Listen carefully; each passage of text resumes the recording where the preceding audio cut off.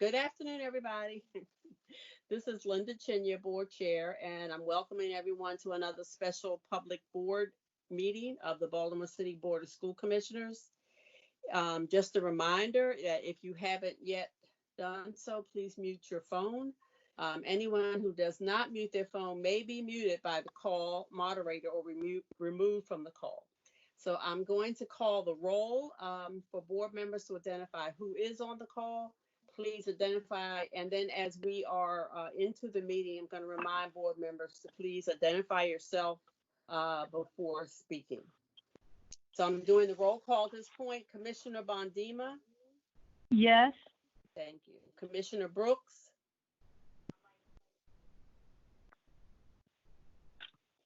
Okay. Commissioner Frank? Commissioner James Hassan? Present.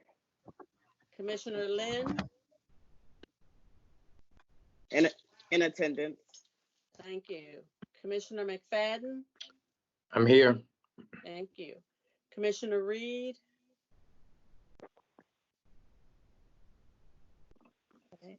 Commissioner Richardson? I'm here. Commissioner Roberts?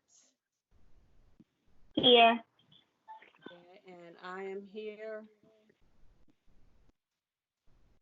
I am counting 7.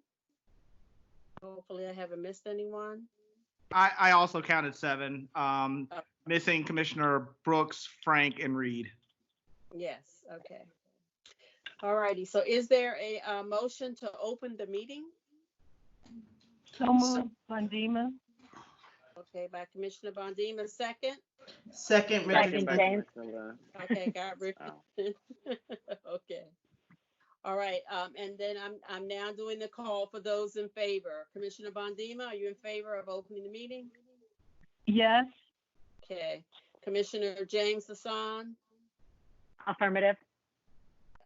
Commissioner Lynn, Yes. thank you. Commissioner McFadden, Yes. Commissioner Richardson, Yes.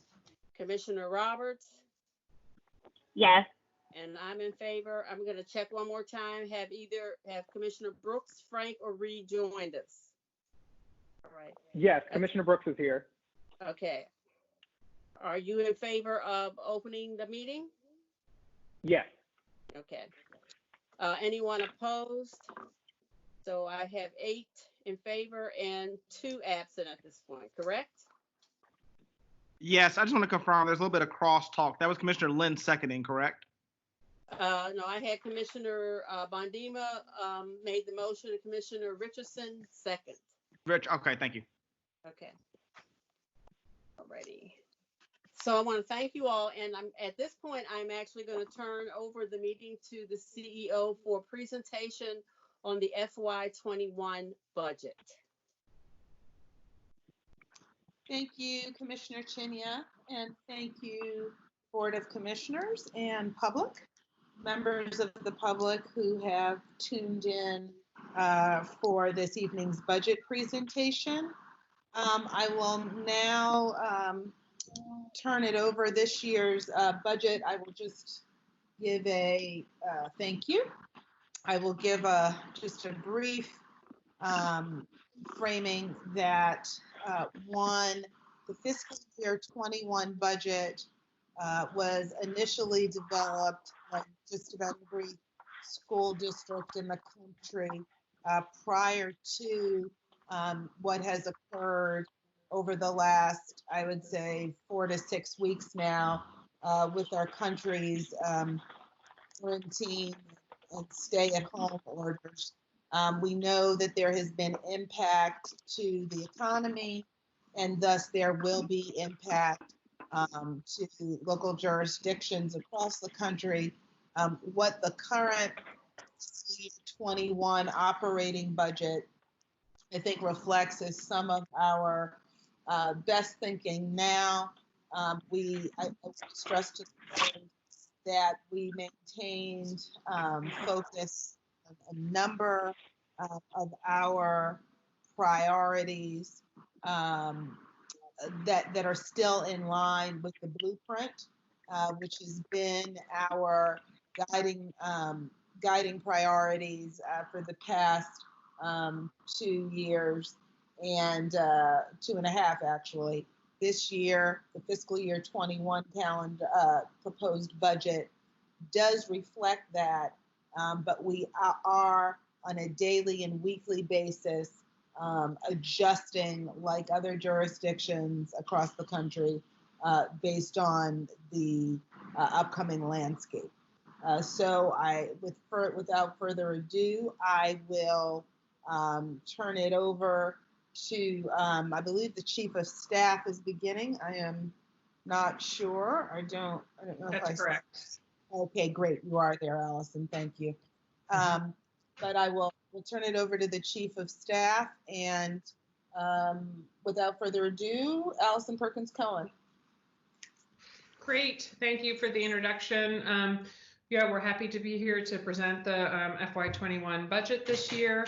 And as Dr. Santalisa says, this is a little bit of an unusual year. There's a lot of things in flux, but we're happy to have our guidepost of the blueprint to help create our direction in this time. And we also just want everybody to be aware that there could be changes as the year goes on, but this is certainly what our thinking is now, and a lot of work with the community has gone into this presentation. So go ahead, Joe, to the next slide. So as I said, we still are guided by our blueprint of the 3 areas of student wholeness, literacy, and leadership is what guides the work we do. And that is the frame of this year's budget again. We also have done a lot of work to engage the community to make sure that we understand the community's interests and priorities. So we've done surveys, both online and in person surveys, to understand what kind of feedback we've got about what our family and communities and students think we should be focused on. We also held a number of district-wide meetings, 4 district-wide meetings, in order to get feedback from our community to hear their priorities. Again, just re-highlighting the context. So we are in the, have done a lot of work in the last few weeks to transition to the new context of COVID-19 and distance learning, providing meal sites that have been feeding a large number of families, partnering with the city on that. So with us in the city, feeding a lot of families through that work. Our principals and teachers and our academic team have done a lot of work on distance learning and making sure that our students have lessons that they can engage in remotely. And then we also have done a lot of work to identify technology needs and start dispersing technology. So that's all going on right now. How that will continue to change, we're all have yet to see, but part of our thought is how we're continuing to plan for that context for the next period of time. Also, the state funding is, as many people know, there was a significant change this year where the General Assembly passed the Kerwin Commission, which will be pave the way for a significant change in the way school systems are funded, and we're excited about that. How that is implemented, we will wait to see as we continue the next few months. But that was a significant change that will have impacts on the current funding. And then there's, and so that's a bit of an unknown, again, how it will be implemented. And then the other unknown is, we've heard from the city about concerns about their reductions in revenues. A number of states are, including Maryland, experiencing significant reductions in revenues. So that creates some fiscal unknowns that we will continue to watch and try to keep the public updated on as we learn more about those things. So now I want to talk about the priorities. These priorities were certainly informed by the community engagement that I talked about earlier, and they also, tie in with the blueprint. So first, in the area of literacy,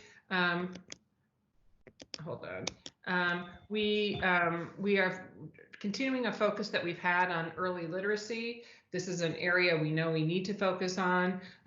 We have been planning professional learning for the summer to go deep into the science, to continue the work we've been doing, to going deep into the science of early literacy and focusing on key areas like letters training. How all that works given the current context and what's happening this summer, we're still thinking through, and we'll have to see how to implement that, whether those will be virtual trainings. But this is an important focus that we've had on our minds and will continue in this budget year. Also, the high school, the ELA curriculum pilot for high schools. We have a request for proposals out to pick a curriculum to pilot during this year in a group of schools that then our hope is that in the following year we would roll it out to more schools once we have a chance to try it out. Also, I want to call out here wholeness that also remains a big focus of the blueprint, and we're doing a lot of work this year to work on school cultures. We're offering coaching and technical support to schools around their cultures and climates, and that work will continue. And there's also been wholeness has been a large part of the work we're doing in the distance learning environment to provide opportunities for connection is one of the things that we've heard from students is really important during this time. So providing ways that various adults in the school community are connecting with our students and providing opportunities for them to think about processing what they're going through and connecting with adults about that. So that's something we're working on right now a lot too. Leadership continues to be a main focus of the blueprint. So we have done a lot of work with the Human Capital Office has done a lot of work thinking about what it means to placement of principals and how to support principals in their new placements. We also have done a lot of work with the Joint Operating Committee for Piazza to think about how to more effectively use positions like the transformational principal position to ensure that those individuals who are really exceptional principals are serving in a role of mentoring for other younger or newer principals to help bring them along in their careers. The Human Capital Office has is also reorganizing to create a new system learning and development department.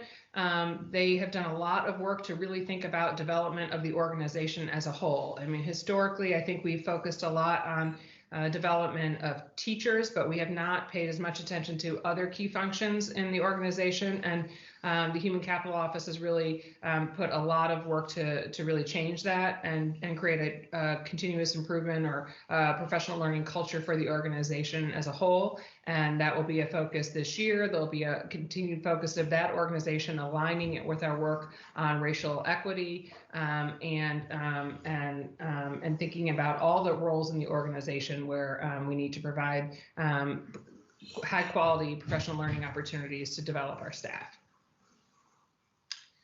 The next area is equity, and this remains a main focus for us in FY21. So in FY20, the equity team did a lot of work with providing trainings to key leadership positions, from the board to the cabinet to school leaders.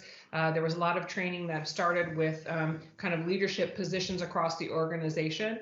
In FY21, we'll expand out some of that work, working with the principals and principal designees and a teacher who will serve as an equity fellow, who will participate in deep training on equity and then become part of communities. One thing that Dr. Durant and her team has really done is create professional learning communities of folks who do training together and then continue to be a learning community that works together and connects together. And so part of the strategy this year is building that out to a larger group of people to continue to expand the reach of that important work. For enrollment, choice and transfer, we have done a lot of work with focus groups with principals and with staff, and looking at the study from the Fund for Educational Excellence about how do we think about improving the enrollment choice and transfer process. So this year, we're continuing that effort. This is a multi-year process. It's really about reimagining how we do enrollment choice and transfer. We know that there's a lot of areas that need to be fixed, and an early step has been to use tools like improvement science to really look at processes like the transfer process and how do we improve that process so that from the customer's perspective, they have a better experience with enrollment choice and transfer. We'd like to really to have a whole new enrollment system is one of our longer term goals, and just generally provide a higher level of customer service to improve the experience for our families and students going through that process. With regards to family and community engagement, there's been a lot of work done. Dr. Karen Mapps of Harvard has done training with principals and staff to explain the dual capacity framework. So I think historically, a lot of engagement work has really focused on the families as the entity where you're developing their capacity to engage with their school community. But of course, there's a lot of work that school systems and schools and school staff need to do to more effectively engage with families. So that's the dual capacity frame that we're trying to really develop at our schools to really think more carefully and provide more support about how we more effectively engage families and teams and reach a higher level of family engagement. That department also includes communications, and I think the overall frame for the entire department is thinking about how do you connect families to the academic success of their students. So that part of that is through communications, part of that is through an engagement, a thoughtful engagement strategy, and then part of that is through helping families, facilitating their success in making school choice decisions. And then in career readiness, we have presented to the board a lot of work that the Career and College Readiness Office has done to think about the CTE programming that we offer. We did an audit of our CTE programming last year and identified a number of key weaknesses and areas of focus. In this next budget cycle, we will be implement or beginning a 4-year or rolling out a 4-year CTE plan that will help identify some of those or address some of those weaknesses and make sure that we're preparing all students for a wage that will support their family sustaining wages. We will also are creating a roadmap for new programs. One particular focus is the work-based learning teams. So this is an area where we know we're weak. It's one of the things that was identified in the audit, but we know we need to create more work-based learning opportunities that are connected to students learning at school. And so that's something that will be a focus, and we're putting together a team that will particularly focus on that as part of this year's focus.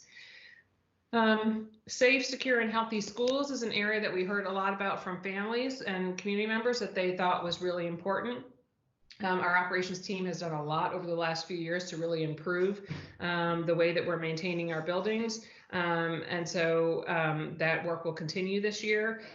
We will be addressing HVAC and security and safety via both general funds and state capital funding. We've received $30 million through the Healthy Schools Grant that will provide up to $15 million for HVAC and plumbing projects.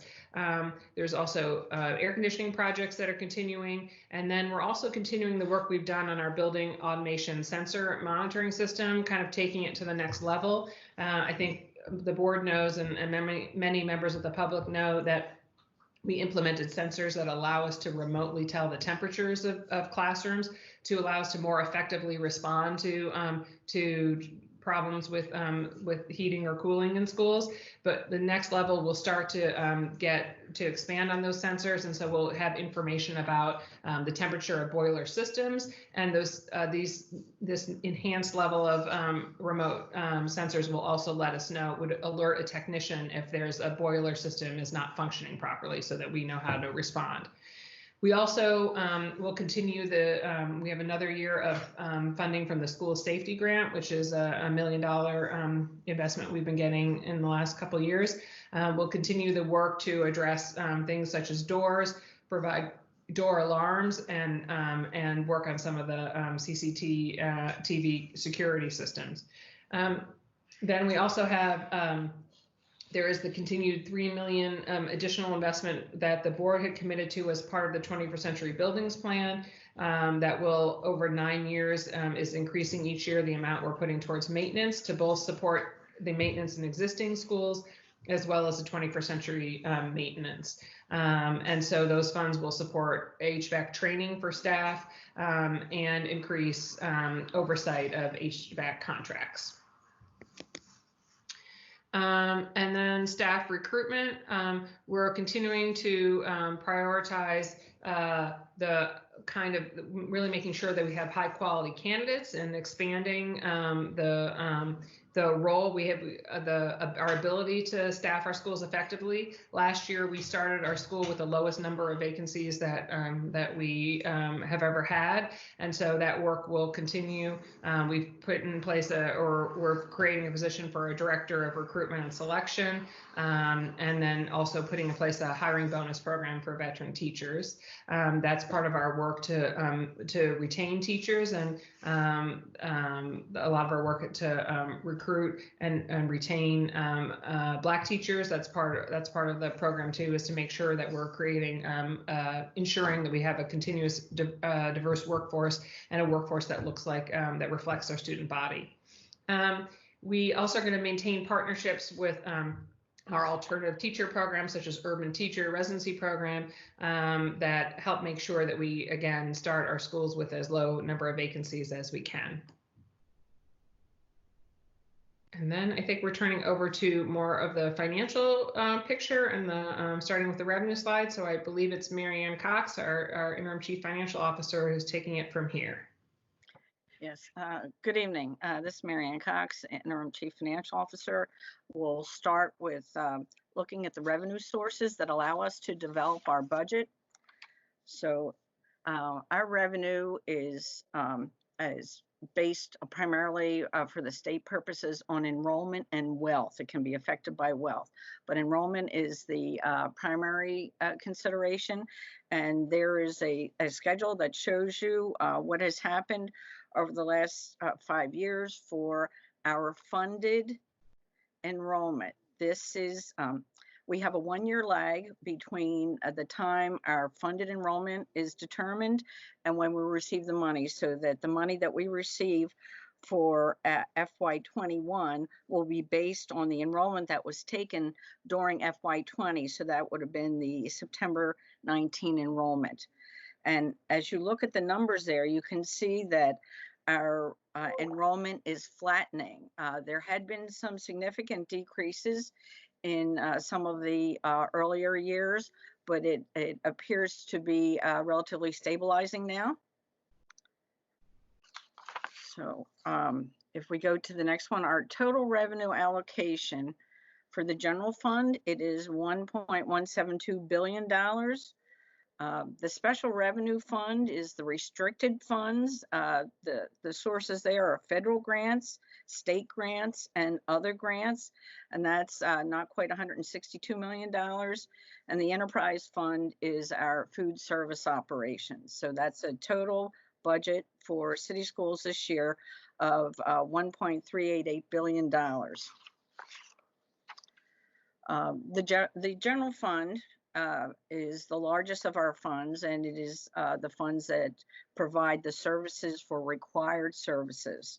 So you can see here the general fund breakdown. We have state, local, federal, other revenue, and we may choose as a district to pull in other financing sources, which is money that we will bring in from assigned fund balance. You can see the changes from FY20 to FY21 proposed. It's an increase of about 100 million, and no, 10 million, I'm sorry. the way this looks, it looks like we got an increase in FY21, but that's not so. The FY20 number for the state revenue did not include the teacher salary incentive grant, which was not granted to us until after our budget was prepared. So that was $8.4 million, which would be in FY20 as well as FY21. So the once you take that into account, our revenues are relatively flat. The city revenue did increase here. You can see it by about $9 million, and that is primarily related to the maintenance of effort escalators. So again, the maintenance of effort is dependent on enrollment. The wealth calculation does not come into play in the development of the city revenue calculation.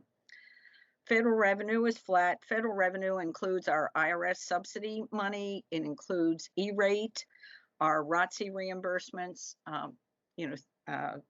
items like that. Other revenue here is it's just everything else we have. It's investment income. It's tuition reimbursement. It's summer school tuition. It's a lot of the other smaller revenue segments.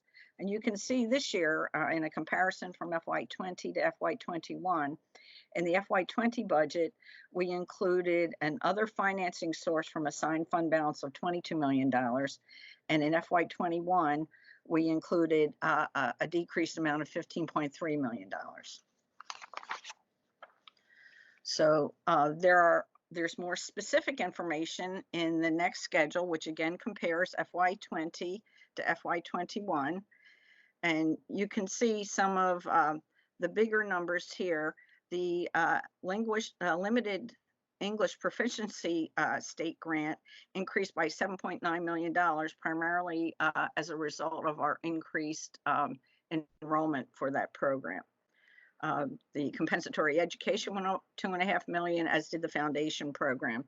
But then the declining enrollment grant went down by $10.5 million. So overall, with our pluses and minuses, our state revenue increased by $7.1 million. These are, for the most part, formula driven. The formula relates to enrollment and wealth, relative wealth, how we compare to the rest of the state, and whether our wealth is increasing or decreasing relative to the rest of the state.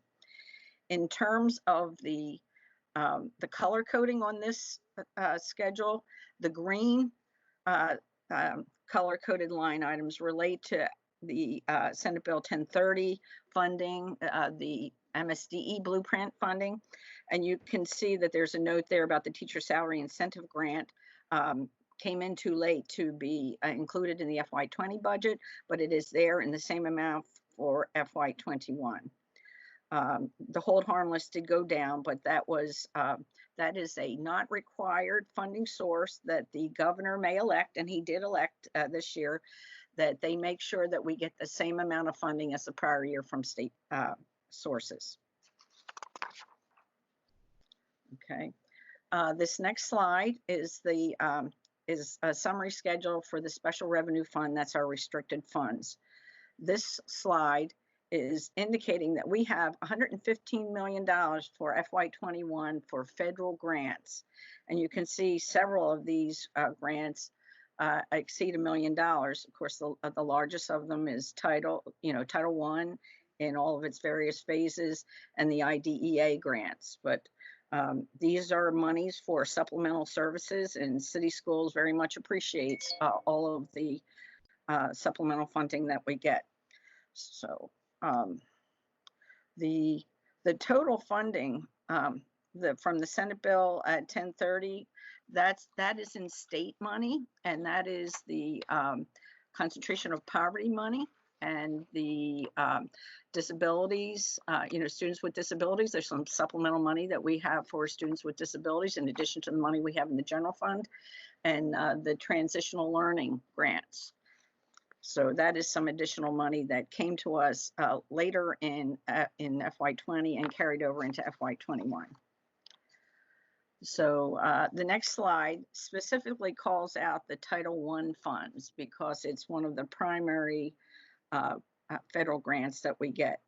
You can see here how the money actually from FY16 to 21 has increased over time, and the Title I formula allocated to schools has also increased over time. And the column on the far right indicates how many of our schools are Title I schools. And we can see that in FY21, we will have 111 Title I schools, down from 112 in FY20. The next slide is just indicating some of our other revenue sources. The enterprise fund, that's the food services operations. You can see in FY20, they had revenues for serving the meals for $55.3 million with a decrease to $54.5 million in FY21. So the other line item again is just identifying our use of assigned fund balance within our budget structure. And you can see we had 22 million for the FY20 budget and 15.3 million for the FY21 budget. So now we're going to talk about how the general fund allocates their money. You can see on the next slide that the total amount for the general fund is $1.172 billion. Of that amount, there's direct school allocations of almost $800 million with not quite 400 million in the centrally budget allocations, but keep in mind, centrally budgeted allocations includes much money that goes for services provided to schools.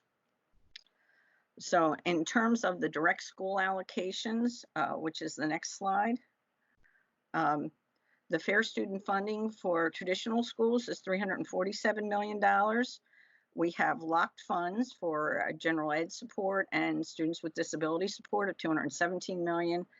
The charter school calculations result in $133 million going to the charter schools. Unlocked students with disabilities of $77 million. The alternative option programs are funded to the amount of $15.7 million, and targeted assistance is just under $3 million. That accounts for the $793 million that are direct school allocations. In terms of the per pupil information, we have the schedules here for traditional schools and charter schools. You can see the comparison of the original adopted per pupils till the final for a particular school year. And the final results primarily from adjusting to the enrollment at 9:30. So you can just see over time that it's relatively flat, but in the world that we've been in, that's a very good thing. Now, the money that doesn't go to the schools in the general fund goes to the direct office, the district office allocations, and this is where we have a lot of the support money for the services that we provide to the schools: transportation, utilities, repair, maintenance, those kind of things. And there's costs that we pay on behalf of the schools, which is debt service, the contributions to the 21st century program, those kind of things. You can see here that we have a comparison of FY20 to FY21 for the chiefs, and all of their offices. When you look down, you can see that there are some decreases in the chief academic officer. That the decrease there is related primarily to a decrease in non-public costs. And for the chief financial officer, is related primarily to an increase in the indirect cost credit. Then we also have a decrease for fringe, contingency, and utilities of not quite $3 million. So, but these numbers here include a lot of support services to the schools, like the IT officer includes the services to the schools for them, the wireless and all the tools that they need to provide that kind of instruction to the students. So that's that comparison. So that's the direct number information. I'm ready to take any questions if anyone has any. May I answer? Hello? Okay, I'm gonna ask if a board member has a question, please identify yourself before giving your. This is Vernon Reed. My question is, it's more of a contingency approach. Judging from what I'm seeing in terms of the state and local governments, in terms of their shortfall, how do you approach your $15 million fund balance in terms of filling the gaps in terms of what we've done recently and expectations based on the shortfall from the government? So it's two-pronged. One, we have new expenses and different expenses. The other is we're going to get less money from both governments. How do we approach that? Do we anticipate it and try to do things, or we just wait till it happens? We are subject to the same rules as everyone else. Right now, this budget was based on the information that we had at the time, and frankly covers through to the information that we have at this time.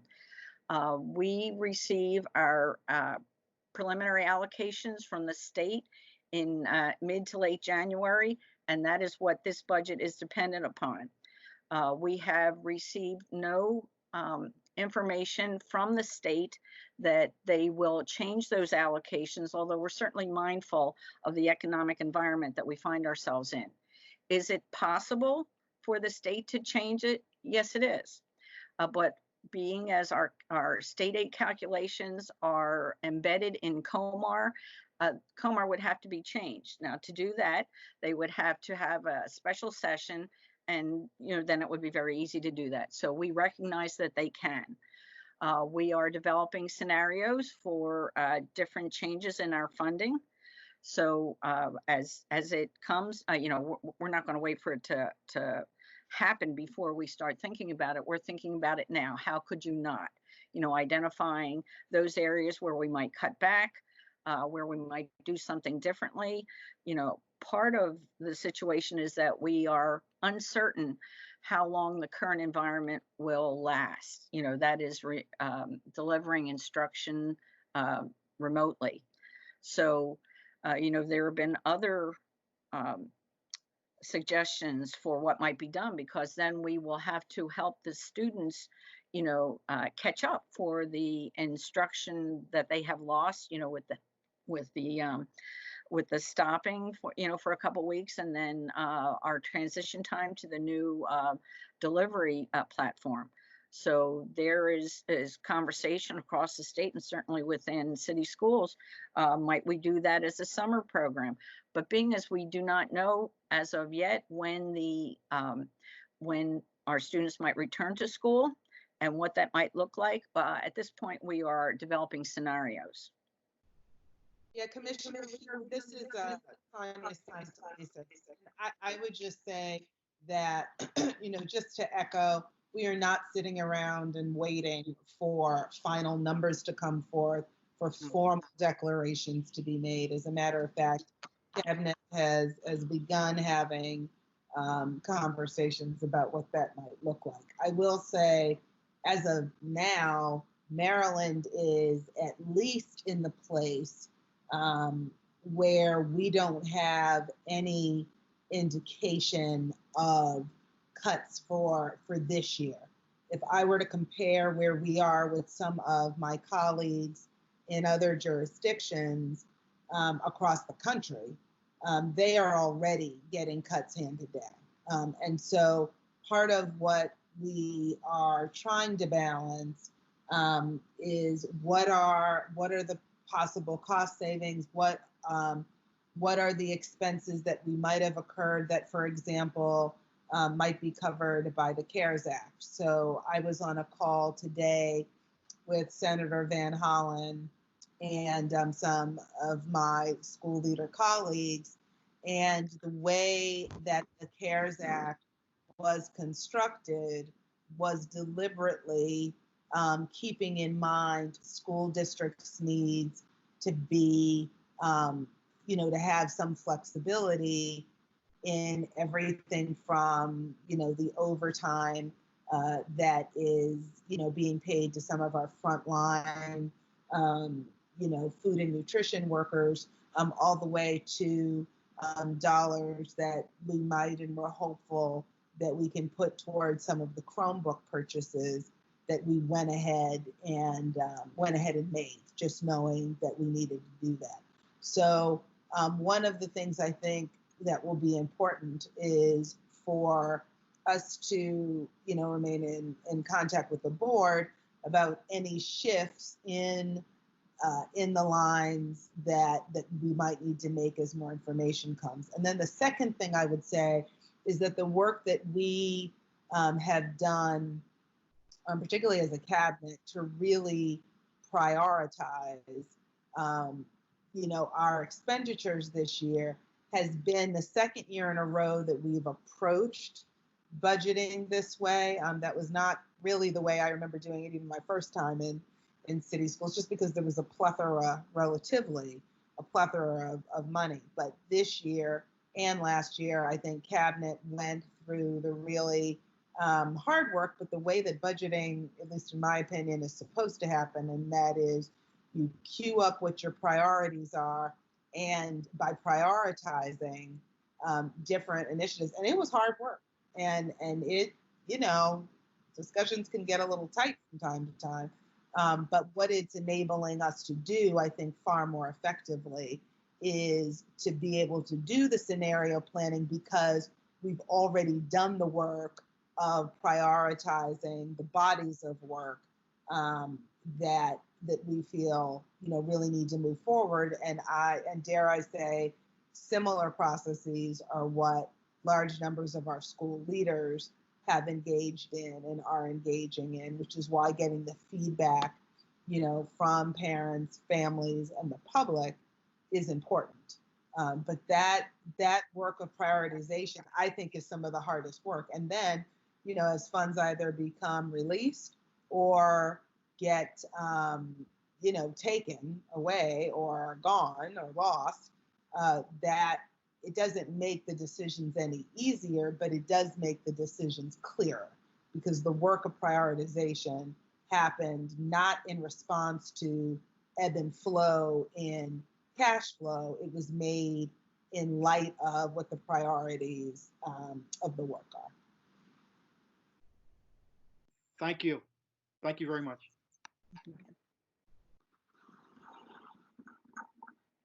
Sure thing. Question? I don't know what the agenda is like, but can I ask one more question, Madam Chair? Go ahead. Dr. X, I'm looking at you lean against the wall. My question to you is, it's really important. This is a really important question for me. What's your health like? How are you taking care of yourself? How's your staff taking care of yourself? And also, what are you hearing on the front lines in terms of the essential employees? Because I guess another thing's come out to me in the last month or so. I have to learn the difference now between what's essential in terms of staffing and what's critical. Maybe at some point we can talk about that now, but I guess the overriding question is, what's the health physically and mentally of your staff and the students? So, I mean, and this, Commissioner, when you cover, close to 80,000 students and 10,000 staff members, I think part of what we have really been pushing is this idea of making sure that connections are the most important thing right now, because connections enable us to know when an individual might have greater need or less need. So, for me personally, the good thing is, having folks in my life who make me, get sleep and being careful going out. And so, when I go to a food site, I try to be mindful of the same protocols that the public is asked to engage in. I will say we have had very high stakes conversations about our workforce and our team. And, we made very deliberate decisions. For example, we haven't gone the way of preventative furloughs or layoffs or anything like that. One, because again, we're in Maryland, and so we've been fortunate. But part of why we haven't gone down that path is we wanted people to be able to have some peace of mind as they were going through this with everything else going on. And then two, in this prioritization of connections, it's the time to be able to say to people, it's okay to take care of self. We have staff members who have lost family from this COVID-19 crisis. Family in New York, family in Chicago, family in Detroit or Atlanta or other parts of the country. And not being able to get there requires organizationally for us to be far more flexible as we push for people to continue to do excellent work, but to be mindful of the real work that we're doing. And so Cabinet has tried to model that. So our first 2 or 3 Cabinet meetings, we were, everybody was doing the work, but our Cabinet meetings, the first couple of weeks were just check-ins for chiefs, right? Where we said, how are you doing? And how are we processing this? And by doing that, it was a real attempt to model for the organization what we want to be happening, down to the level of, staff and families. And communication is important. So we have made a real attempt to keep in constant communication with our union colleagues and with principals and teachers and families.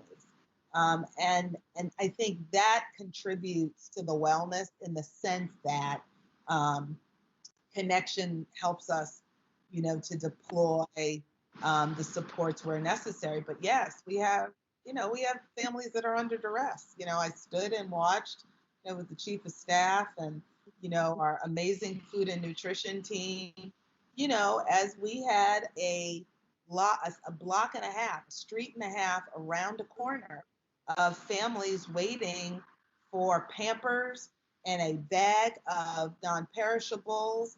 And, one of our team went to Great Kids Farm to bring fresh produce, and you've got people standing around a corner. And I'm not going to try to, make something up and say, at one point I had to kind of catch my breath a little bit because it can be overwhelming.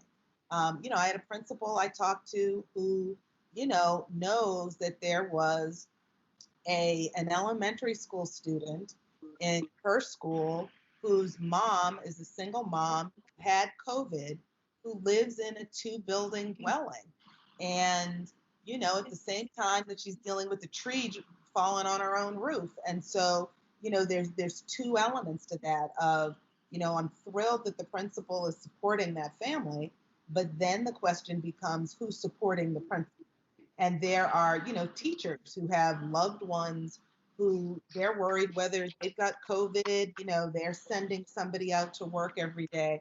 So our mantra really, and what we've tried to press, Chief Davis has done a fabulous job and with the ILEDs and messaging this to principals and to teachers is we've got to be flexible. We've got to focus on kind of real life challenges that people are going through. And what I think we're gaining from that is one, a whole lot of grace and a whole lot of lift. Our teachers lifted up 10,000 Google Classrooms in a week, and the majority of them had never done it before. And they did that, I believe, because of their commitment to being part of a team and hopefully them feeling like they could be checked on as well. But this is hard. This is hard on a lot of people. And so I just think the preventative approach of prioritizing connections and relationships, including, my husband told me to shut down for Easter weekend.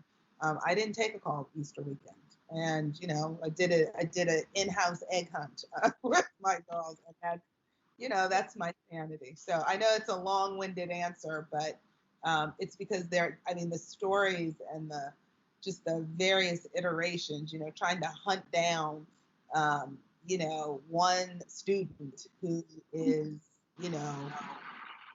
for a situation, it's stressful. It's stressful work, but I have to say, this team has been amazing. And I mean the entire city schools team. And members of the community have come out and helped. Parents have been patient and families have been. And we actually have not had the same amount of blowback a lot of school districts have experienced. And I think it's because we have, grace. I believe in the power of grace, but I also believe in the power of, taking care of people at the same time that you don't waver on the expectation. And I think that's the way we're approaching it. So thank you. That was cathartic in and of itself. Thank you. Great job on Thank you. BBC, I hear. Oh, thank you. Thank you. Madam Chair? Yes, please identify yourself and go ahead. It's Ronald. It's Ronald McFadden. Dr. Santelises, thank you so much for the work that you're doing, and also just reiterating the importance of grace, and making sure that we're graceful, and extending that grace to ourselves in this time, but also making sure in the work that we do, we extend that same level of grace to our colleagues and our peers. So I'm very happy to hear you say that. A couple of questions that I have. I know that we heard about city and state and where we are in regards to Comar, and with the city, they have to maintain that effort, the maintenance of effort. They have to maintain that. But I would also be interested to know how we are thinking ahead. As you said earlier, our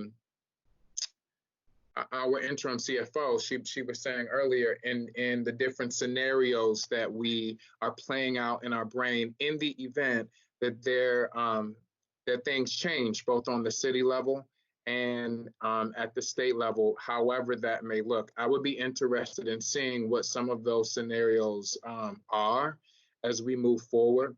I also want to, just ask you, Dr. Santelises, given the current crisis that we're in, how has this crisis shaped the budget process as we move forward?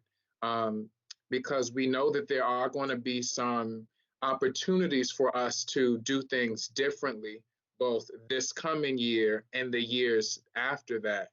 But how has this particular crisis globally impacted the work that we're doing now?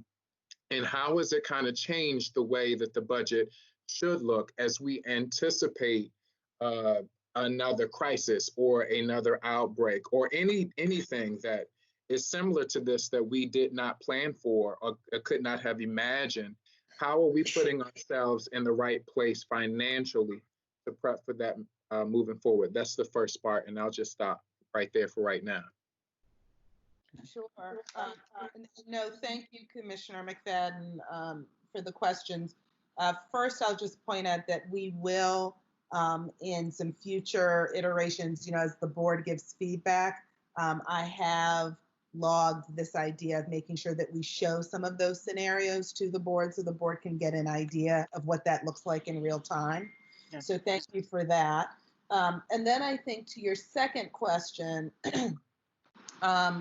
that's the discussion we are having now, to be frank. And some of that is looking at, for example, the cost of additional time, right? So what does it cost to, and I'm just throwing out scenarios, so please don't take this as this is what we're doing, but when we brainstorm and say add an extra hour to the school day as a possibility, just as an example, that costs money, right?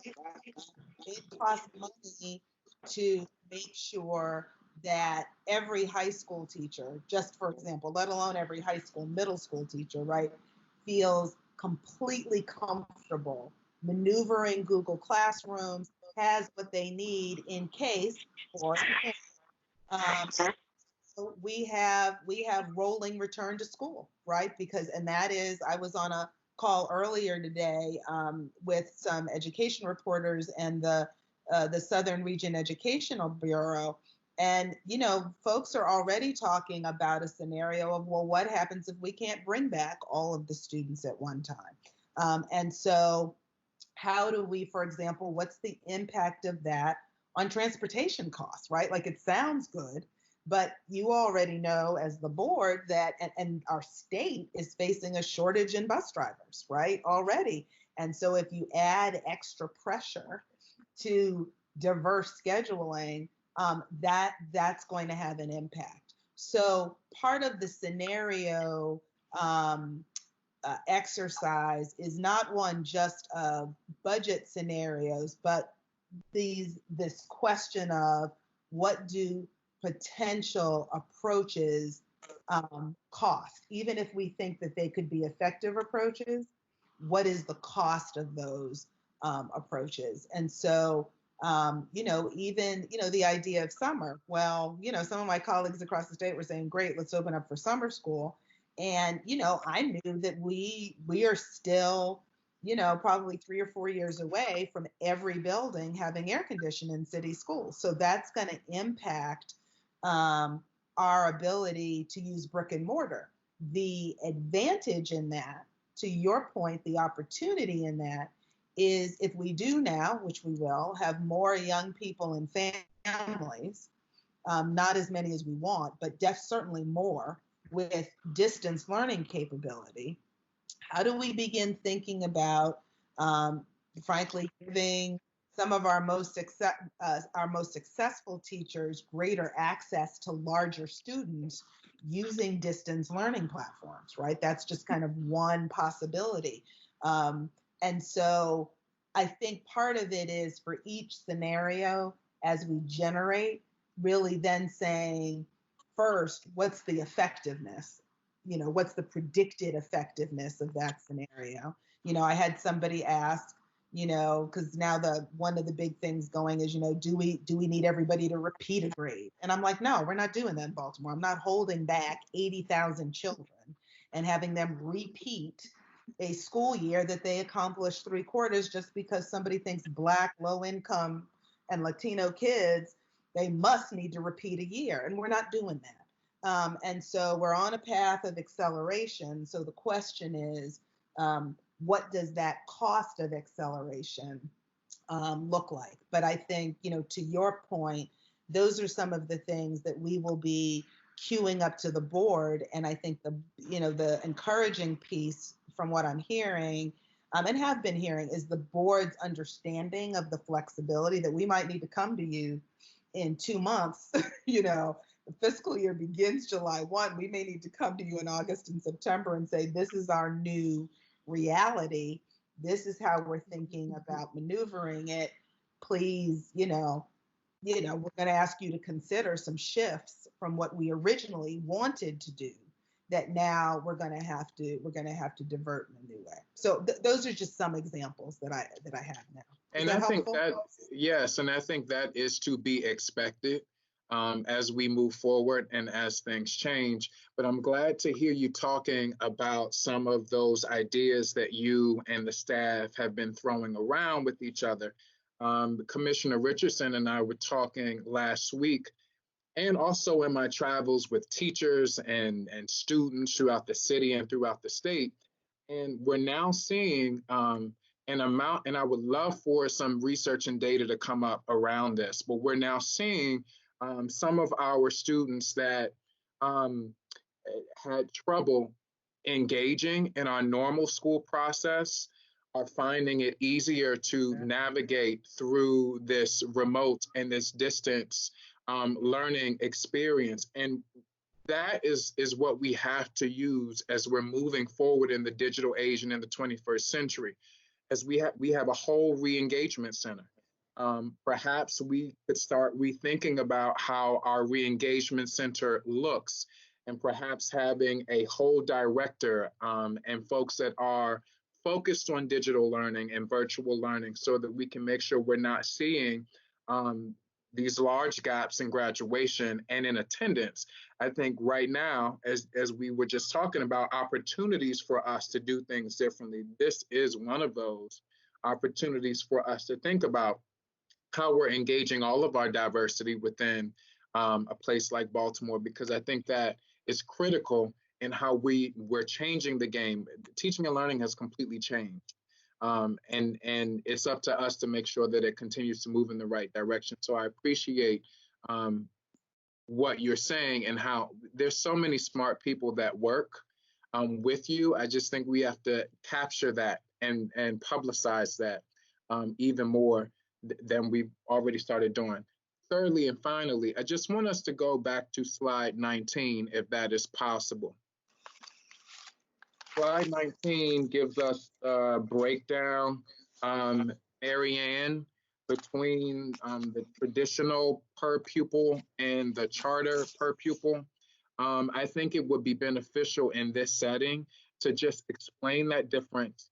I'll probably ask this is now my third time going through this process, and I'd probably ask it each process, but for the sake of public knowledge, can we just talk about the difference between the traditional school allocation and the charter school allocation?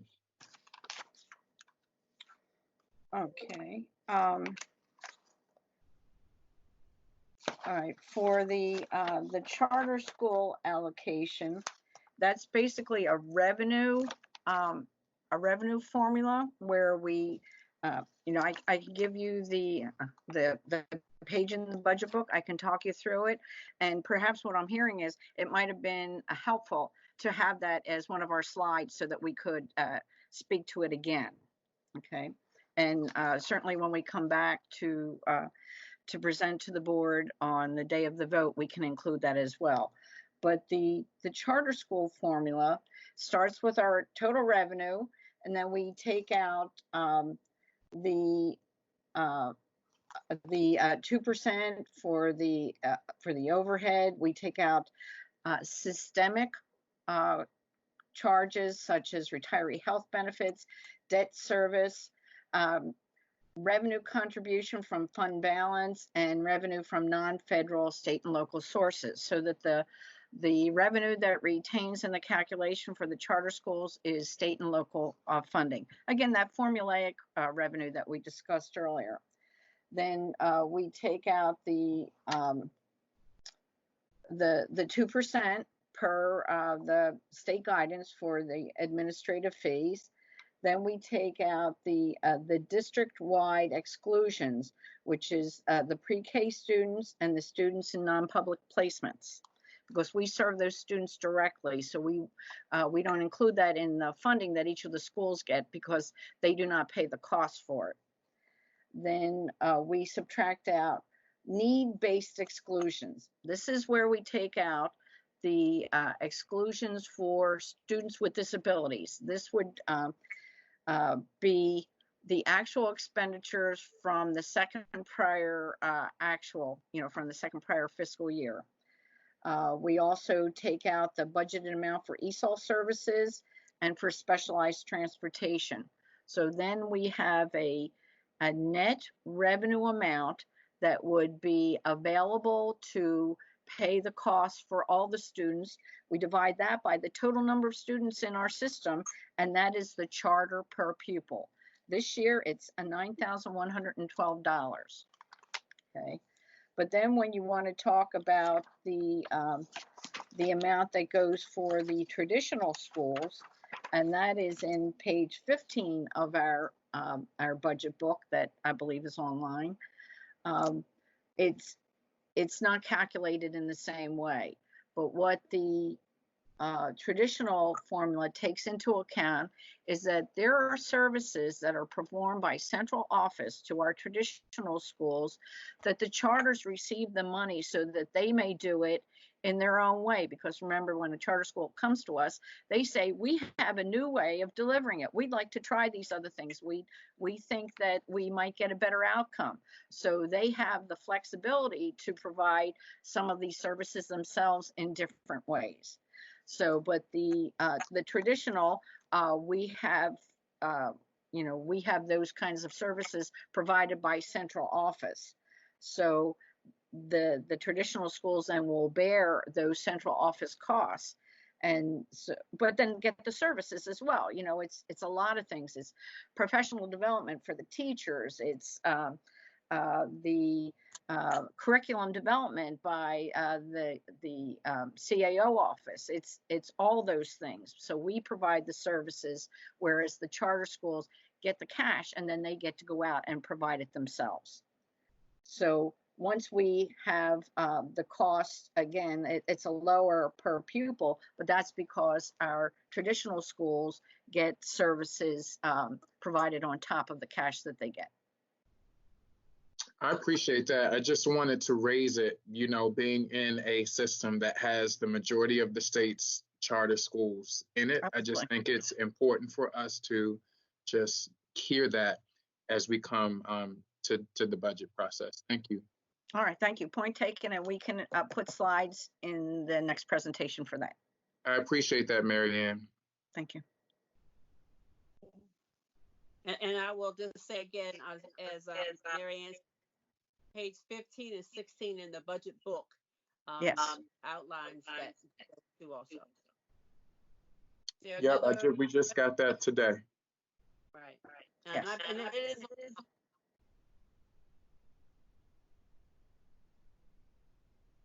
Is there another question?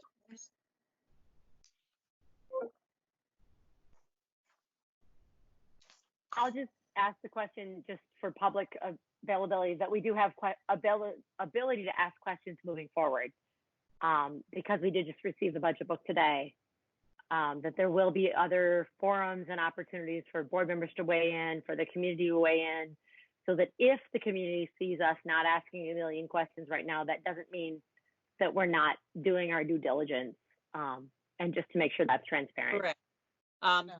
Right. Folks can send in their questions. I believe it was listed at the end of the presentation. And just since you mentioned that, on May the 4th, there will be a budget forum, virtual forum. And that will be another time when public can also ask questions and board members ask additional questions. So yes, there is a point of time. The board will not be voting on the budget until May the 12th. That's right. Since we're meeting on May 4th, can we all come in Star Wars gear? Sorry. I'm sorry, I had an echo, so I didn't hear what you said. I missed that one. We're meeting on May the 4th. So may the 4th be with you. Can we all come in Star Wars gear? Never mind, I got lost. A little thing, the buns on my. Levity lost in a budget meeting. I've been sequestered too long, Okay. Commissioner Chinya, I don't Yes. know if Commissioner Hassan was finished, but I did have a question from Commissioner Brooks that I wanted to make sure that I stated out publicly for everybody to see. Yes, All right. So Commissioner Brooks asked, how does philanthropy fit into the budget, and are we positioning to access them, which is a great question. What we can do is actually pull out, Commissioner Brooks, more specifically those places where we are getting philanthropic support, and even have that as part of the presentation. I don't know, because I know we are all operating on short notice for the actual receipt of the budget book. And I want to say publicly, thank you to the board for being very, very understanding. Talk about grace. The board has shown great grace in terms of the timeline on this. But Commissioner Brooks, it's a great question. And even in the presentation, we should include some of that just as context, even though it is not necessarily traditionally reflected in the budget book. We certainly would provide that as an addendum to the narrative or this presentation. I will say, though, that we have had a great outpouring of support from the philanthropic community and, frankly, the grassroots community around this question of both technical access, virtual access for students, as well as the support of the feeding that we have going on right now. The Fund for Educational Excellence has just been a fabulous partner in kind of lifting that up. We've also had some national funders that have come alongside us with regards to some of the kind of the consulting support on some of the planning and as well as feeding and technology. So we will definitely put that in there. I will say a particular shout out to those in the philanthropic community who have just been very sensitive in asking us what we need. And that's not everybody. You know, there are some people who do what they do and they fund what they fund and they don't really care what you need. And we just have had a significant number of partners, again, locally as well as nationally, who have said to us, what do you need? What's the greatest need?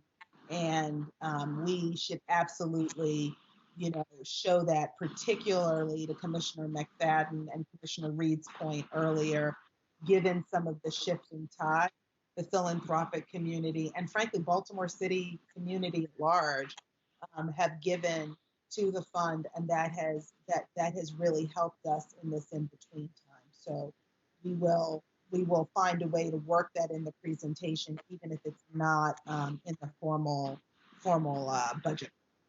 So thank you for that. Great. Thank you. I'm if there are no other questions at this time, There actually was another question, Commissioner Chinya, from Commissioner Hassan. Did you want to ask that publicly, or was that just for us on the side to address during the next presentation? It mostly was for the next presentation, just because of the way this is publishing, but just in case no one can see the chat, just looking at how we're tracking federal title dollars to make sure that the dollars that are intended for kids in concentrated poverty are getting to them, that students with English learning needs are being accommodated for, as well as it applies directly to slide 13 in the presentation, just so we know. Thank you. Okay. And I'm going to ask board members. I understand that there's a chat section, but just to be certain that we are covering what needs to be covered with the Open Meetings Act. If there is a question around the presentation, let's be certain that it's being said so that it can be recorded also. I don't know. I'm sorry, Dr.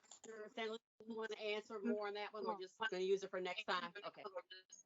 Yeah, no, I am fine making sure that we take that down, Commissioner Hassan, and make sure that we explain that more deeply. I will say this, that we have been really tracking the increased flexibility we have with a lot of those dollars, which I will say is a silver lining to this crisis, that the flexibility that is being given on dollars and spending, frankly, I would not be, I guess I can say this publicly, I would not be sad if some of that flexibility continued, because I think it's actually helping us to do more of what Commissioner McFadden was talking about, and that is thinking of kind of new applications for that. But you're absolutely correct in terms of tracking to make sure that the students those title dollars are intended to serve are serving. And this is also going to become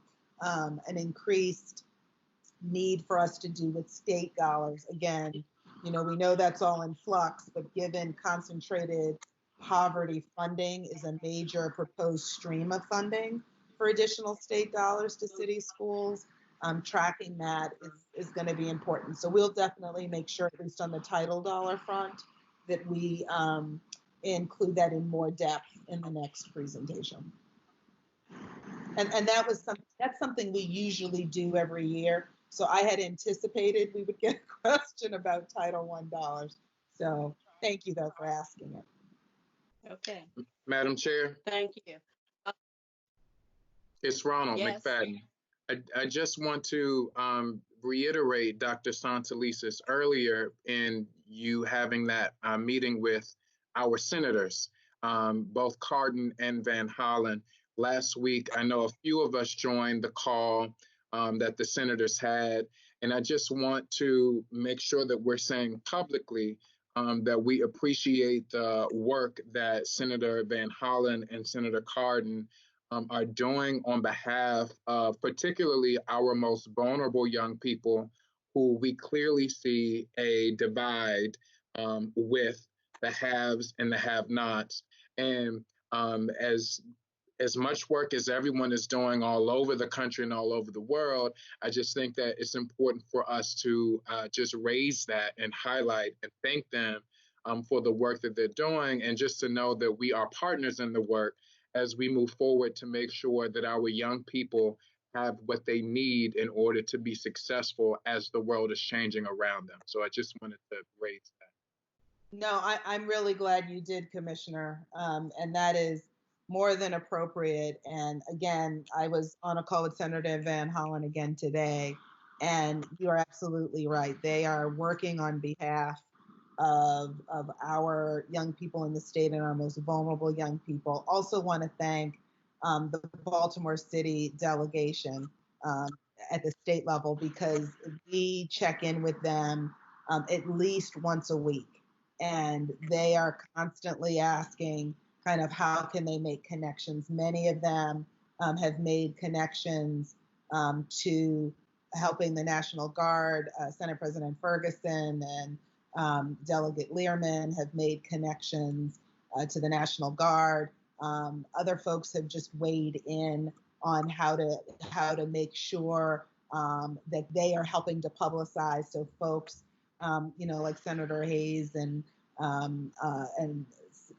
Delegate McIntosh have been really good about also publicizing some of the need. And I do think, to your point, we're really seeing large numbers of and that's true for City Council as well. I mean, I could go through everybody, but I think to your point, it's an important time to see our elected officials advocating on the federal, state, and local level for our most vulnerable young people. So I thank you for making sure that we say that, because they have been very helpful.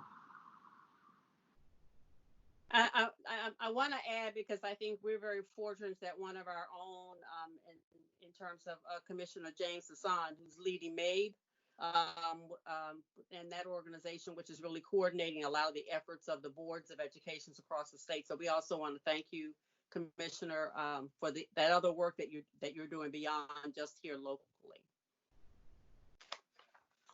I'll second. And so I'm gonna just say to everyone, if there are additional questions, please, we want to hear from you. If there's feedback, you can send those to the board office. I didn't see if the email was on the end of the presentation. Again, if there's another location, just a reminder that we do have this window of time to review the budget, to get your feedback in. We will have that additional forum on May the 4th. So now I'd like to move us to the public comment time, and we have some folks who have signed up. We remember that the speakers from the recognized groups have 5 minutes, and our first speaker is Ms. Diamond Tay Brown from the Baltimore Teachers Union. Good evening, everyone. Baltimore City Public Schools are tasked with an enormous, complicated, and multifaceted charge educating 80,000 young people from all over the city despite completely insufficient resources and a rich history of structural racism. We are sympathetic to how challenging this endeavor is, especially on top of a global pandemic and the passage of the most dramatic school reforms in decades. Rather than outline a multitude of worthy issues, I'd like to focus in on one that is central to the racial equity agenda of the Baltimore Teachers Union and aligned with the board's equity policy: Black teacher recruitment and retention. In July 2018, a group of teachers, other educators, district office staff, advocates, and community members formed a one-year working group to develop new, supplemental ideas on how city schools can recruit and retain more Black teachers. It is essential that this work doesn't end as words on a report, but as tangible steps that are prioritized through the dedication of resources and implementation timelines. I will now read through those recommendations, and my ask for the board and city schools leadership is to report back to us on the progress of each bullet during the next board meeting. Certification: monitor state legislative and regulatory activity, including changes to certification requirements to ensure that entrance exams and other certification-related exercises do not continue to affect Black teachers and teacher candidates inequitably. Fully implement a new human capital service model to provide timely, accurate, race-conscious certification supports directly to employees, reframing the traditional district certification role to supporting retention and advancement instead of screening candidates out. Work with the Maryland State Department of Education and with institutions of higher education to provide adequate information about necessary coursework to conditionally certified teachers. Mentoring: provide full-time mentors in schools with the highest numbers of new Black teachers and where turnover of Black teachers is persistently highest, while increasing the district office involvement in the existing mentor selection and evaluation process. Create a cohort-based support structure specifically for conditionally certified teachers to offer holistic supports that are uniquely targeted towards this group of new teachers with higher attrition risk. Create a district-wide Black teacher affinity group for teachers across the district who want to come together to get and provide peer support. Pipelines: provide funding and cohort mentoring for paraeducators who wish to become teachers so that at least 20 paraeducators become certified to teach annually through a new targeted parent-to-teacher program. Maintain a full-time, full-release Baltimore Teachers Union BTU staff member focused exclusively on support for paraeducators, including a focus on coordinating and mentoring paraprofessionals and school-related personnel, PSRPs, and the parent-to-teacher program. Spend time with a variety of stakeholders to reimagine the district's Teacher Academy of Maryland program and career and technical education program that prepares future teachers. Data: disaggregate human capital related data by race with more frequency to uncover disparities, identifying district and school-based human capital decisions that give some students and staff greater access than others to key resources, and annually report on racially disaggregated data. Work through the BTU Joint Oversight Committee to identify and remove barriers preventing Black teachers from applying and being selected for the model teacher pathway. Administer an annual satisfaction survey to get regular feedback from teachers, publicly report on overall and disaggregated results, and engage in focus groups to learn more qualitatively from Black teachers. Which of these recommendations have been fully implemented, partially implemented? What would the cost be for recommendations that have yet to be implemented? And where can we see these recommendations reflected in the new budget? I know we're all extremely busy and answering my questions will take time. I also know that these pesky racial equity issues are never realized if they're analyzed after all the important decisions have been made. I look forward to working with you all to turn recommendations into reality. Thanks for your time. Thank you, Ms. Brown. I know we got your remarks in writing, and so we will work towards a timely response for you. Our next speaker is Ms. Sheila Billups from the Special Education Citizens Advisory Committee.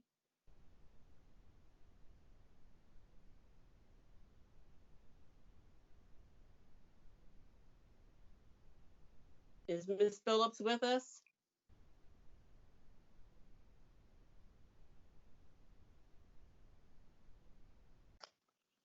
Okay, I'm going to move to Mr. Glenn Middleton from the American Federation of State, County, and Municipal Employees.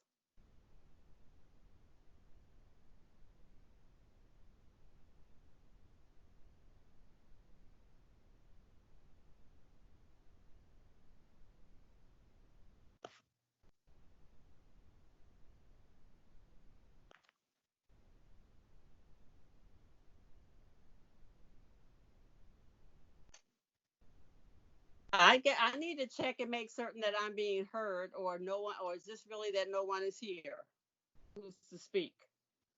I can hear you, Linda. Okay. Let me check. I can briefly check the phone numbers, but they, everyone in advance had the call-in information. All righty. Oh, it says both. Okay, both are in the meeting. Let's see. Okay. I was beginning to think I had logged out. 030. Okay. Actually, so we don't have Ms. Billups is on, but she has to unmute herself. We don't have the ability to unmute people. But I do see Ms. Billups on in the attendees section. Okay. So Ms. Billups, if you can unmute.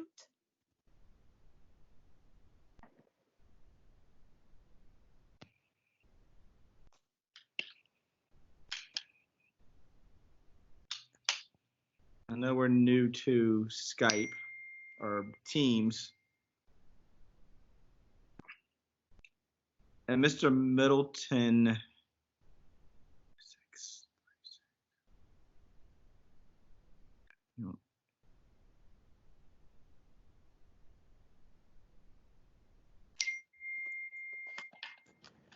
Perhaps Ms. Phillips could use the chat and let us know. Maybe she's having technical difficulties.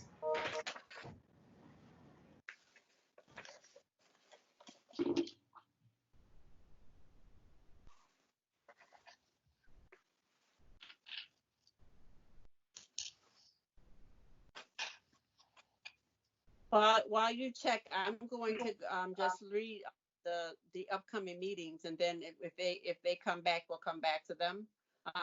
Just a reminder to folks that there will be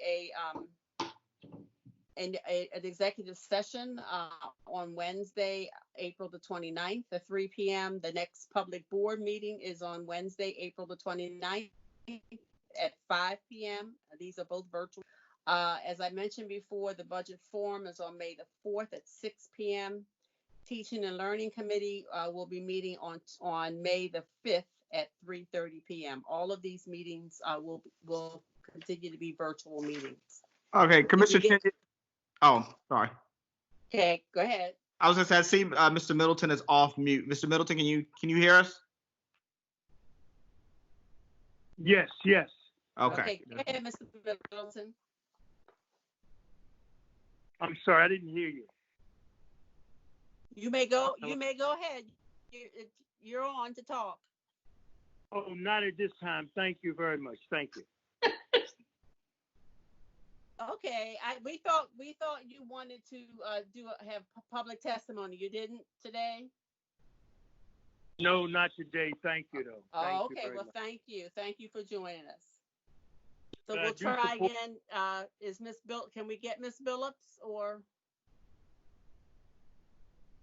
I still see Miss Billups as muted, unfortunately. So we can work with her before the next meeting on navigate Teams. Okay. And what I will say, if Ms. Phillips can hear, is if you had some comments that were really important for today, if you can send them in writing, we'll see that the board also gets those as a part of the comments. With that, we have concluded the business that we had for this evening. Is there a motion to adjourn? So moved, Madam Chair. McFadden. Commissioner McFadden. Okay, and a second? Second, Commissioner James. Thank you, James. And all in favor, just say aye. Aye. Aye. All righty. Thank you so Aye. much. Have a good evening, and please be safe, everyone. We'll see you. We'll see you soon.